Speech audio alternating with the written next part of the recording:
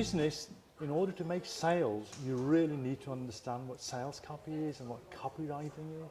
So we're going to be going through some more information and try and make it a bit more clearer what a copywriter does and what a copywriter can do for you and your business, and why it's so essential part of any business that wants to grow, that they need to have access to a good copywriter. So I'd like to welcome Jackie Barrie. Thank you. Happy to be here. So let's rewind back a little bit and try and understand the Jackie Barrie behind the copywriter. So was that something that you planned in the original days after leaving school, college, or is it something that you fell into? When I was 13, all adults would say, "What do you want to do when you grow up?"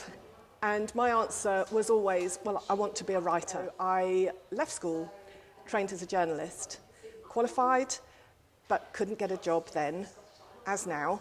All these jobs are quite hard to find. Okay. And the first job I got was a copywriter for Freeman's catalogue. So I started off my career writing things like black skirt, 2 patch pockets, available in sizes 10, 12, 14, 16, all garments washable, please see size guides at the back of the catalogue. Wow. And for 6 months, it was very exciting to be paid to be a writer at last. And after 6 months, it was pretty boring to be writing that kind of content all the time. So I moved on within the company and ended up there as a senior manager, running a team of copywriters and graphic designers, producing sales materials, selling off the page, catalogues not just for Freeman's and Grattan, but also for clients like Agfa and Barclaycard and Commercial Union, a bit like an in-house ad agency. So can you sort of describe to the audience out there what the difference is between having a sales copy on your site on a landing page, or the difference between having an article that's just written in there which is for information purposes for a particular product or particular service? What are the differences? Well, copy is any text that is sent to print or uploaded to the internet. And copywriting is writing that copy. Some people get confused with the word copyright, which is to do with trademark law and is an entirely different subject. Okay. Copy always has an objective. So the first task of a copywriter is to find out what is the objective of that piece of marketing. And it might be to visit a website, it might be to download a document, it might be to sign up for a newsletter, it might be to click a buy now button. But there is always a purpose for copy that is written. And the first task is to establish what is that objective, and the second task is to craft the language in such a way that readers will take the action that you've identified as the one that you want them to take. Okay. Sales copy is the secret of writing in such a way that it boosts sales. And it involves marketing knowledge and maybe SEO knowledge, if being found on search is one of the objectives, and psychological knowledge to use the language that influences behaviour so that the reader takes that action that you want them to take. Okay. Excellent, excellent.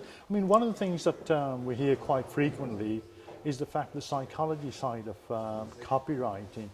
My understanding is that most high-level copywriters really get themselves into the mindset of the customer and what the copy is trying to say, to convey.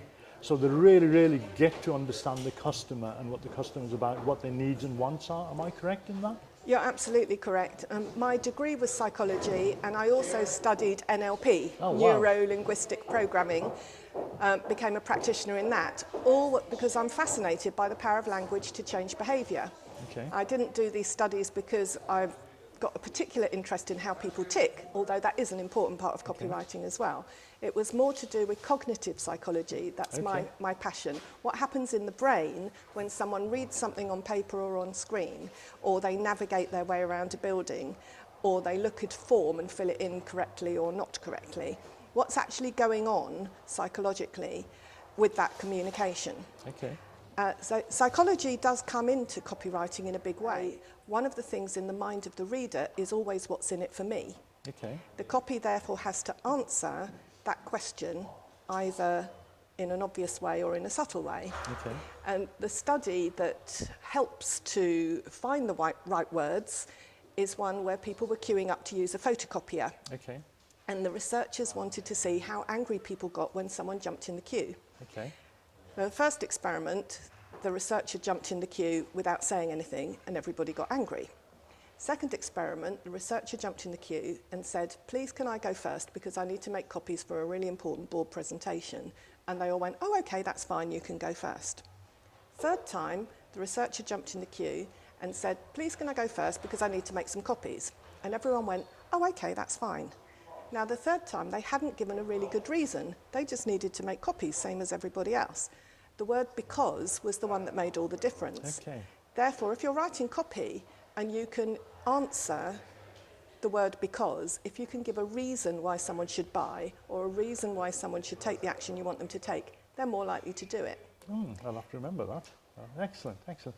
Well, one of the common questions, another common question always asked is, what is better, long copy, short copy? Which would you advise is more favourable over the other?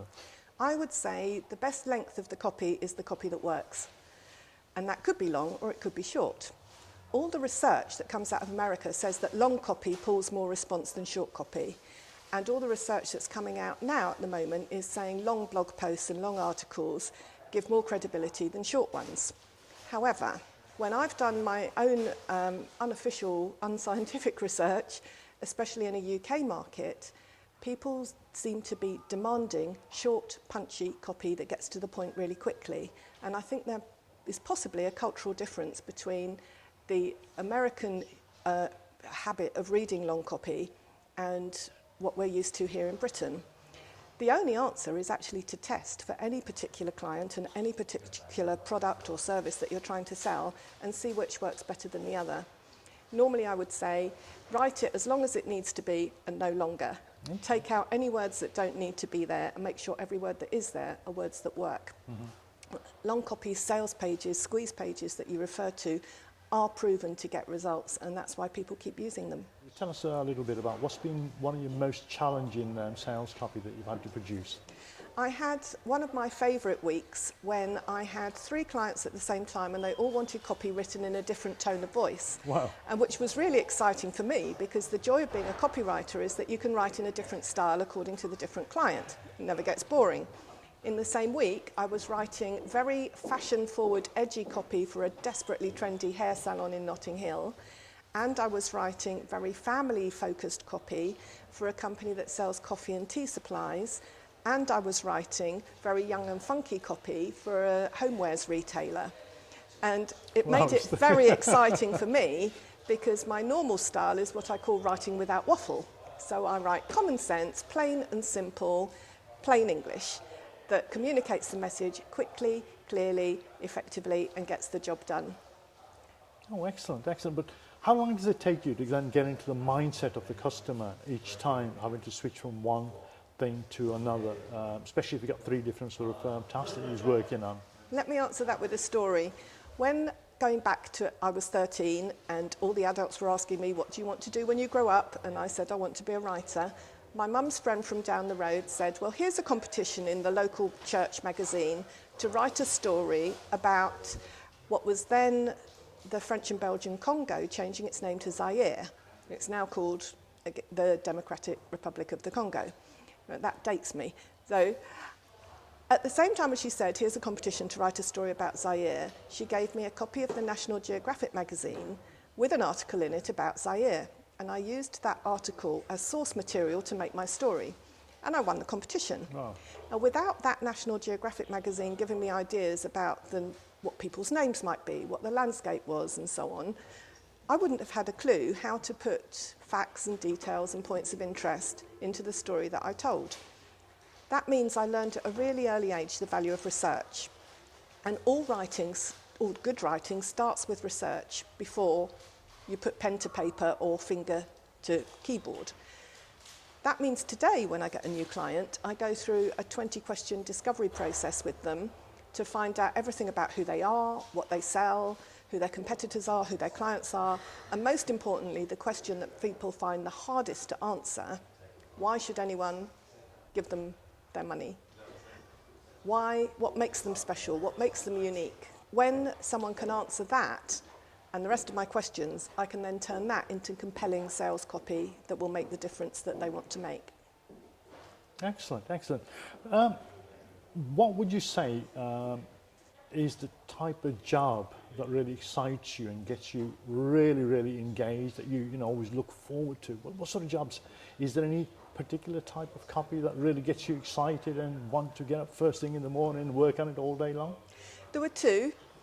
One is the tone of voice type copy that I mentioned earlier. If somebody's launching a new brand and they've got the visuals and the look and feel of the brand worked out, I can come in and establish a tone of voice and a house style that matches the rest of the visual identity and means that their customers get a consistent experience from the words as well as the images of the new brand.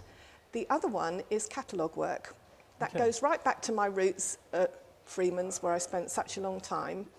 Just to give the viewers an idea, I mean, some of the top sales copywriters in particular can charge anything to up to about £100,000, $100,000 a day for some of their work. So it's not something that you can just go and do a weekend course on, or go and do a 1 month course on and become a sales copywriter just overnight, is it? No, all the years that I've been doing it, I'm still learning, and although I might not be charging those fee levels, the kind of clients I get will value what I do, because I ask them, how much new business do you need to win to pay my fee? And the words are not there just for the sake of it. The words are there to impact sales, and it's the increasing sales that makes employing a professional wordsmith worthwhile. Absolutely, excellent. But if somebody was genuinely interested in wanting to become a sales copywriter or a copywriter, what would their sort of way would be to try and learn, say, from somebody like yourself? Do you have any programs or anything of that sort of nature that you can sort of, or guidance as to where they can go? Yes, I do. There's the Pro Copywriters Network, which is a UK collection of copywriters, over 400, over 1,000 I think are members there. UK-wise? In the UK. Wow. There's a direct marketing agency has copywriter training now as well. There are other copywriter courses. I do training of my own, and I do speaking all over the world, helping people to learn how to write their own copy or build a copywriting career. So what's your speaking? What sort of, is that on different platforms, or is this your own sort of events? This, for example, I was invited to speak at a conference in Cape Town in April. Wow. And I'm doing another one in Marbella next March. Wow. Where people want to learn how to write their own web copy. And I've got another one in a month or so at the Institute of Fundraisers. So it's UK-wide as well Quite as busy speaking on the subject. Worldwide. I'm building my own online course as well, which should be launched soon. What about workshops and stuff? I remember you mentioning earlier on. Yes, I run training workshops either under my own brand or as an associate. So Jackie, if people want to get in touch with you, how do they get in touch with you? Do you have a website where they can actually? At JackieBarrie.com, there are all sorts of resources there for people to see, advice about copywriting, marketing and blogging, newsletters, digital marketing, all the things that people need to do today as part of their campaign of promoting their business.